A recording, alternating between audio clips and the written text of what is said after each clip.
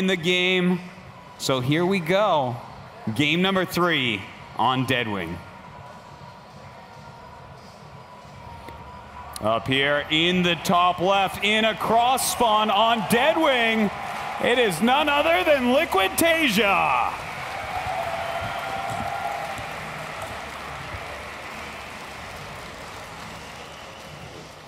His opponent, the world champion, it is StarTail Life.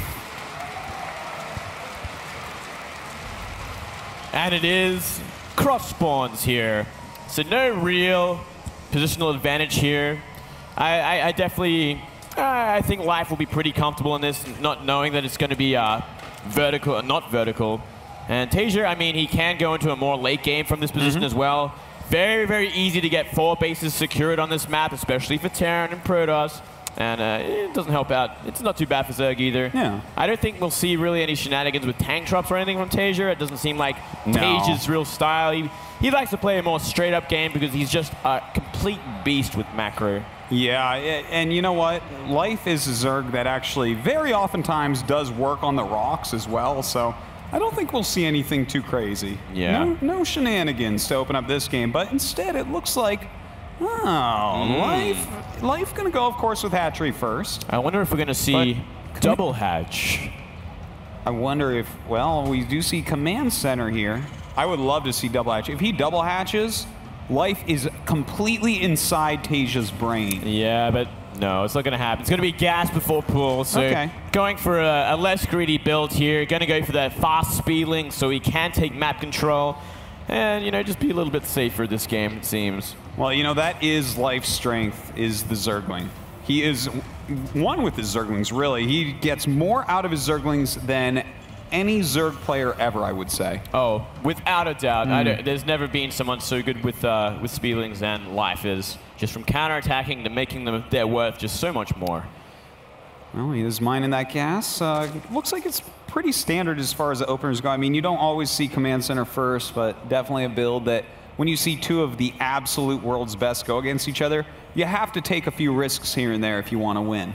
Yeah, and you know, it's not even that much of a risk on this map. It is such a big map. It's very rare that you are going to see a fast pool with a fast link rush here. Sulky didn't make it into this tournament, so probably not going to happen. Yeah, exactly. It's just not going to happen. So, you know, very, very comfortable opening for both players.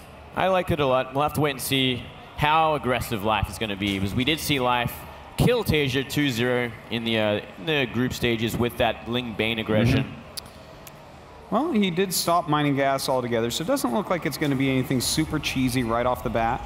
I do expect for him to take his 3rd base rather quickly here. And once again, no Reaper. Just going to be a couple of Marines into Reactor Hellions. Nice little start off here. I definitely think he's adopting this a lot more from 4GG. Well, I'm glad that he is, because, you know, if you can't adapt throughout a tournament, be like, okay, look, I need to mix some in. Maybe not as much as we saw in game 1, where he took like half the build and then added his own build into it. You can't make a Franken build, but you can take pieces for sure. He'll never do that again for the rest of his days, I think. I think you're right on that. That was just not okay. I bet you when he started Stim in game 1, he just looked at it and he was like, oh, this isn't a good idea, but there's no turning back from here. He touched the stem, then he looked at the game time, and you're just like, crap, I've lost already.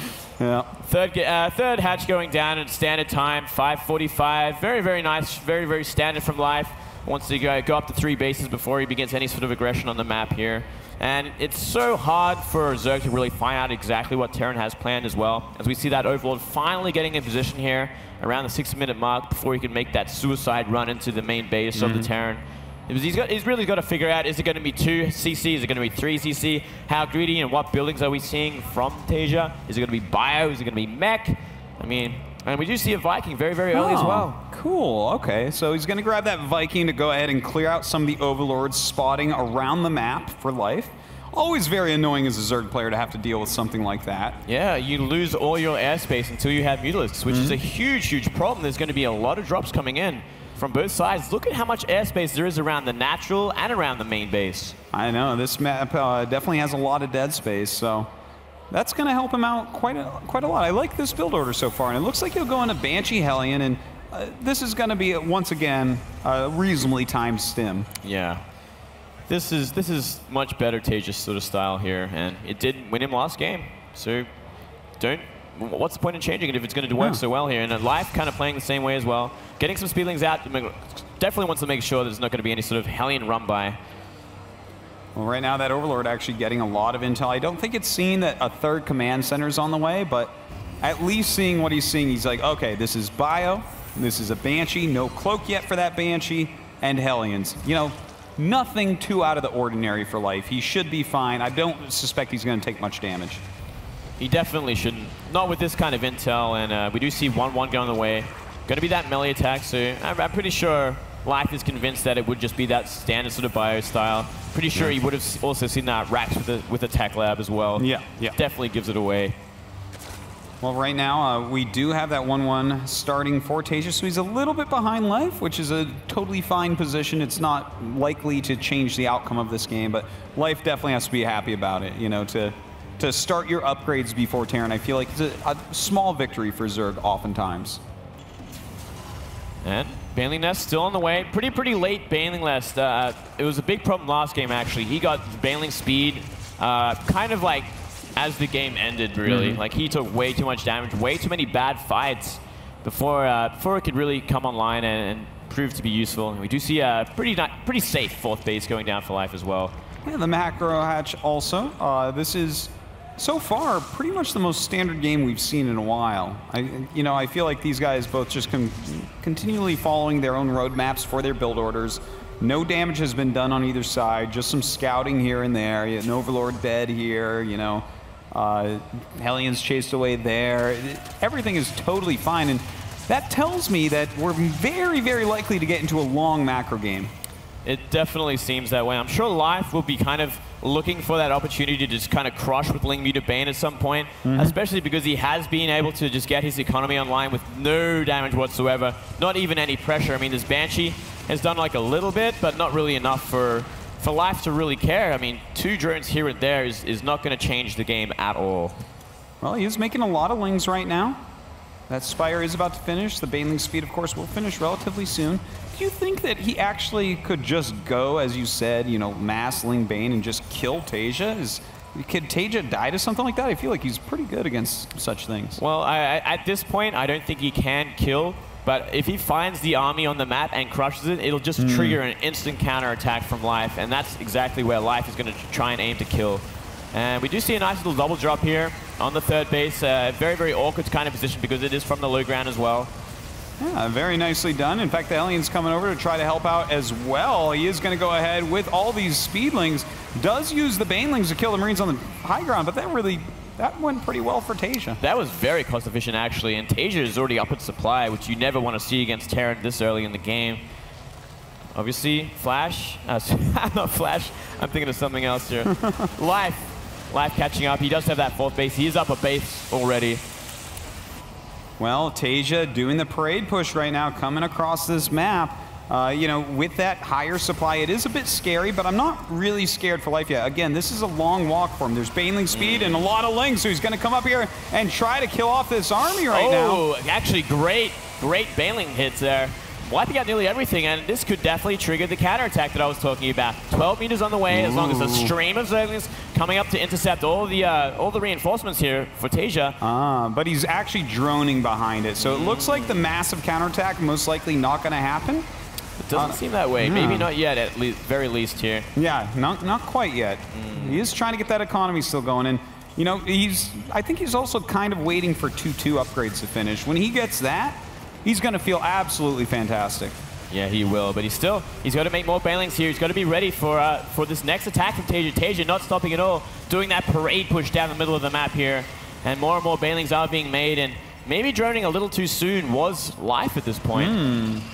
Well, he's lost a lot of his creep now, which TaeJa has to be quite happy about. Looks like TaeJa may move into a position behind this 3rd base to do some more harassment. A very hard place to actually engage correctly if he chooses to do so. Yeah, this is one of the big problems of this map, is getting into this little nook here behind the 3rd base. It can be so cost efficient for Terran, especially with some mines. And, ooh, great pick off on the medevac here. very, very important, actually. And more Bailings are going to come in and try and get good hits off, hitting Marauders. Yeah, that's not what he wanted with that engagement. Even a Thor coming down at this point. He's got to be careful. Here we go. A lot of Lings and Banelings rolling forward right now. He's going to be able to eliminate most of these Marines, it seems. And, ooh, even chooses to pick up the Thor and run. Yeah, but, I mean, it doesn't look like life is going to stop either. Ooh, not taking that mine hit, which is very, very important here. And the Mutalist is chasing down the Medivacs here. Thor goes down. Medivacs are going down. And this is the counterattack that I was talking about. Can do a lot of damage here. Oh man, kills a medevac even with some units in it. Getting really cost efficient is life. A lot of Lings on the way. More mutas as well. Ooh. Trying to pick off that Thor, but a nice hold so far by TaeJa. Very, very nice there. Just a little too overcommitted his life. He has to wait for those reinforcements, wait for more mutas especially here. And he's attacking without Banelings. This is also can be a critical mistake because the Marines are just so cost efficient against Zerglings alone. And look at that. The counterattack idea doesn't quite work out here again. Makes a couple drones and looks like he's going to start laying creep. You know, I think I really like how decisive he's like, okay, I'm going to go for it. Oh, it's not working. Switch back into drones immediately. Don't overmake Lings. I really hope that he does throw down an infestation pit soon if he is going to be droning like this, because he should be going into tier 3. And finally he does, but it might be a little too late because we already see 3-3 on the way for TaeJa. Yeah, he's going to have that for a very long time before 3-3 finishes up for life. But you know what? If he hits the right Baneling hits, that can kind of equalize. So we'll see if he can stay on top of this type of thing as this game moves forward, because it definitely doesn't look like it's going to end anytime soon. Yeah, another problem is this creep spread. Looking at this creep spread, it is way too short. It is nowhere near the middle of the map. It's not even covering behind the third base. Very, very scary position here, but good to see that fifth base going down at the very least for life. And these mutas and Zerglings look like they are going to be entirely doing counterattacking from this point onward. He doesn't want to really attack from the front onwards anymore. Yeah, it looks like that's exactly where he's going, trying to get up maybe into that high ground to walk all the way around. The fourth base being taken by TaeJa could be an area he wants to hit. Coming in here right now with the mutas, going to be able to remove these turrets very, very quickly. Just kind of annoying for TaeJa to have to deal with that. TaeJa, yeah, having to pull back here. It's going to give life a little bit more breathing space here before TaeJa can barrel down the middle of the map and try and keep pushing like he was before. And a nice little drop here behind the natural. Ooh, where's his units? Does he actually have enough to deal with this right now? I think he's going to have to run his drones. He is going to have to for at least a few seconds. Looks like we have not afford to lose the Spire of all things either. No, certainly not with that +2 attack. So close to finishing for these mutas. At the same time, the Hive is about 3/4 of the way done, so he can start his Adrenal Glands as 3-3 and maybe get some additional tech as well. Yeah, he will want to get Ultras pretty ASAP, I think, at this point, especially on 5 bases. 10 gases. Definitely affords it, and we did see TaeJa's army kind of move close to those Banelings, and he has to be very careful not to get caught out here, and I think he will. Oh, that Marine. That pesky Marine kind of ruined everything for life here. It was a really good idea, not going to work out this time. We do have right now these mutas cleaning up this little harassment drop from TaeJa. He doesn't really care that much about that, though, because it did pull the mutas back. It's giving him plenty of time to actually secure everything he's doing at home, including that 4th base. Very, very scared there. We don't see any Ultra Den just yet. I think you should really put that down now. Ultra Caverns, sorry. I always forget that name. 3-3 on the way as well. But 3-3 is already finished for TaeJa at this point. Yeah, he's going to be fighting at a deficit in upgrades for a little bit. But he does have a lot of Banelings. He does have well-upgraded mutas right now with that +2 attack. But he's got to be very careful with this. He comes in with a lot of Lings, but does he have enough to actually break through here? There are Widow Mines. I don't see any good connections yet. Oh, here they come. Looks like the Baneling's going to roll up into these Marines, and life going to clean up here. Such an awkward position there for TaeJa, and his Marines kind of just ran off in a chunk. No Widow Mine hits on the Banelings either. And now, life is up 60 supply. Ooh, wow. Big hit there. Well, up that much supply is quite a big deal, especially when you're on 5 bases, but he hasn't started an Ultralisk Cavern yet. So, you know, he's still staying on the same types of units, and this is going to give TaeJa maybe a little bit more opportunity to stay in this game and fight his way back. Yeah, I agree. Like, good Widow Mine hits could have actually completely changed that fight, whereas if you have Ultralisks, it doesn't happen as much. And yeah, we do see +3 flyer attack on the way as well. So it looks like Life wants to go for that 3-3 with Muta style, which is something we don't see as much. Usually we'll see some kind of transition, but it can work on such a big map. Sure, I don't mind it.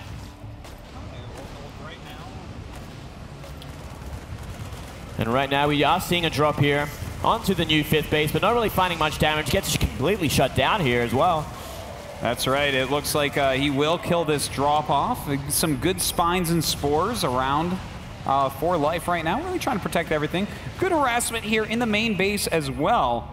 And this is really becoming the macro game of my dreams, Moonglade. It is indeed. This is getting quite nice. And we're even seeing one swarm host being made. One. Ooh. Just one Artosis All right. here. Well, you know, I remember way back in the day, you would sometimes see one swarm host just to go ahead and trigger Widow Mines and stuff like that. Do you think it's for something like this? Could it be to trick his opponent?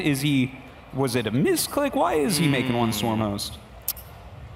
That is a good point. That is a good question, Artosis. You know, I'm going to have to wait and see if he's actually going to upgrade Enduring Lucas. And I guess maybe it can be used to trigger Widow Mines. I feel like that might be the only thing he can really do with it. All right, well, I think you're right about that, but let's see. We are back in the game, so we'll get right into it. Looks like it was maybe a little mistake pause or something like that, but here we are. The Muta's chasing away this command center. TaeJa does want to take his 5th base. Got to keep mining. And while this is all happening, we are seeing TaeJa rotate to that new 5th base, looking like he wants to try and DPS it down before anything can be done, and he might with this many Marauders. Well, there are a couple spines that are going to slow him down a little bit. We have a lot of Lings and Banes coming in here now. The Mutas as well. And will he be able to actually break through? I think it shouldn't be too much problem, but this looks very cost efficient for TaeJa at least. Yeah, especially with the Marauder Wall and Widow Mines behind it. So much damage onto the Banelings here. Not cost efficient whatsoever. 11 more Banelings being made here, but the debris has been triggered. It is blocking off everything now. That's a very cute move when you have such short range units like Mutas and Zerglings. Yeah, it is a very good move. Very, very useful in this position on this map especially. We do see that Ultralisk Cavern being finished here. Chitinous plating being upgraded, so we are going to see that transition eventually here. And the drop gets kind of cleaned up here, and the Mutas are across the map looking for trouble. Well, they found trouble. A Thor coming down right now. Some Widow Mines protecting him as well. We see another drop coming in towards the main base and 4th base here of Life. But I think right now Life, like, he's not really dealing damage to TaeJa anymore. TaeJa's like kind of lightly harassing him. Does Life have to take a 6th base now? Yeah, he does. And he is on the left side there. He's always going to have to try and keep a base ahead. I think it's going to kind of come down to like tech transition at some point where we're going to see Ultras and then we're going to see Broodlords. It's going to be Life trying to take these very, very cost-efficient fights. And, you know, we haven't even seen Infestors being kind of added to this as well. And now a big chunk of TaeJa's army is under fire here, but still an awkward position because there's no creep whatsoever. No, certainly not. Some beautiful micro here from TaeJa. He does run back, but more and more Banelings. Where did those come from? There comes the reinforcements here. And so many more Lings being added to this army as well. 58 on the way. They are 3-3 at this point. They do have adrenal glands. But I don't think it's going to be enough to really warrant a threat to TaeJa just yet. TaeJa is still okay. 14 more Mutas. Looks like no Ultralisk switch yet. Looks like he really wants a huge Mutalisk ball. And, you know, that's... I wonder what he's going to do with this. Is this just a run around and whittle down the edges of life space? Or? I feel like his theory on this map is because it is so big, because there's so much drop potential on this map, I'm going to just stay with heavily upgraded Mutaling Bane and kind of just try and counterattack where I can and just defend while I slowly get my creep spread out there. And I mean, it has kind of worked so far. He has been having some great hits here. And it looks like we might actually see some more in just a moment. But, I mean, it's not really tending to the late game. It's not this army that can just completely crush what TaeJa's making. Well, he is trying to drop a little bit more here. The Lings and Banes all over the map right now for Life. He's getting some Infestors as well, which I really, really like in the late game. You get 1 or 2 good Fungals, and your Banelings will kill everything. Yeah, super important there. And Muta's trying once again to harass his 3rd base, but not really getting anything done. TaeJa continues to push out. He's done a great job keeping the creep back. Looks like he'll probably do that once again here. A lot of active tumors. If he scans, he can take them right out. Keep that creep way over on his opponent's side of the map. Here we go again. Some more Banelings coming in, crashing on a big chunk of Marauders, making it I guess, semi-cost efficient. Muta's still flying around, dealing whatever damage that they can. That's a lot of missile turrets, and don't forget these things do have range. Some ultras being added in now, so it looks like we will have a bit of a tech transition. Those ultras definitely will help out in all the ground fights. I just hope it's not too late, Artosis. I mean, TaeJa is completely prepared for Mutas at this point. We even see upgrades in armor on the turrets, so they are so hard to kill from them. And nice little defense there. And these debris still hasn't been dealt with from either player. I think it might be good if Live actually destroyed it so he can just run up and kill the army there. I think you're right about that. That debris really puts a hamper on his Zerglings running around and doing what they need to do to kill off this army. Now Life, only a couple ultras out, still a lot of Lings and Banes. 17 Mutas on the map, and of course those Infestors. I feel like those could be key in the next upcoming engagements. They will definitely be key if they get... Yeah, I mean, like, if we see TaeJa go into creep again, I'm sure we could see everything just get completely cleaned up with what Life has at the moment. But I really, truly hope Life is going to make that transition to Ultras soon. It's such a hard one because it does limit your mobility compared to Mutaling Bane, but it can kind of deal with this army a lot more efficiently. Right now, we do have TaeJa on the edge of that creep once again. Hasn't really hit the 6th base at all for Life, so kind of interesting to note that. And in fact, yeah, no, I think he knows it's there because he's seen a little bit of the creep. So I'd like to see him maybe focus on taking that out at some point. It would actually be a much easier sort of a point to attack in as well because there's no real creep near it. And it is up a ramp. It is in a pretty awkward position, but I think he might be afraid of counterattacks. Yeah. Because he does know the kind of composition that Life is using right now, and he knows that it can be super efficient at kind of base trading and dealing with counterattacks. Yeah, he just wants some cost-efficient actual army engagements at this point, it does seem. Yeah. And getting rid of even more creep is TaeJa here, and Life needs it. He needs creep queens out here trying to spread it more because it is one of Life's biggest problems at this moment on time, and like on such a big map. Yeah, and on top of that, Moonglade, let's not forget, TaeJa has that extra base, so they're both on 6 bases right now, and that's an issue. Life needs to get more income than TaeJa. And with all these mules being dropped all over the place, TaeJa is really starting to build a bank, a much bigger bank than you really want to see a Terran with. Not too bad, but looking at Life's bank as well, he hasn't really taken too much damage from all the attacks and the drops that TaeJa has been doing. And finally, we are seeing TaeJa kind of get a little too much out of position that it is triggered a counter attack here from Life. Oh, here we go. A Fungal does go down. Not the best Fungal ever, but he is slowing everything down so he can deal some damage over here. Taking out some barracks. Looks like he's going to break through that wall as well. A lot of the Zerglings being sent up. How much damage can he truly get done here? At the same time, I believe that 5th base is getting attacked by a lot of Banelings and Ultras. Down it goes. And 14 SCVs with it. And it looks like eventually TaeJa should be able to clean this up, but it just does so much damage to this production. Yeah, really big pickoffs here. He is all over the place. These Mutas with their +3 attack doing a great job. The Speedlings, the Banelings helping to clean up quite a bit. Oh, picking off some Medivacs as well. TaeJa gets out of position for just a moment, and look what happens. And now we're going to see all the Thors go down as well. There's simply not enough health on any of these Medivacs left. And, you know what? All of a sudden, that counterattack just did so much for Life. It's insane. He's just so powerful. If you do one thing wrong as TaeJa here, Life is all over you. It was looking good for TaeJa just moments before that attack. He was just waiting for that opportunity with this kind of cost-inefficient sort of army composition in the late game. He just made it work, but he's got to be so careful. So many mines here. They do have the drill upgrade, so they can wipe out everything very, very quickly. And this is going to be a very awkward fight because there's no creep spread anywhere near this at all. Well, right now we do have the Ultra coming in with a lot of Banes. The Lings coming in from the top here. Some of the Widow Mines having some good connections. Not too bad here, and just about everything's getting wiped out. The Mutalists are actually helping a lot against these Marauders as well. And we are going to get them picked up and run away, but Life with like a 60 supply lead once again. And this time he's barreling down on the production line. Yeah, he's coming right up here, has some Ultras as well. Has to be careful. You still don't want to take a bad engagement into a very tight area with all these melee units, so he will back up for now. In fact, going to go after this base. I'd say there's pretty much no way to save this. Well, we're going to have to wait and see how many Banelings are with this, because that is a planetary with armor upgrade here. We do see 1, 2 Ultra, and it looks like 2 Ultras are going to kind of take bite the bullet and just kind of deflect what's coming, at least for a little while here. And they're going to get out. So nice little move here, and there's one more planetary up there, but it's going to cost a lot to kind of take out.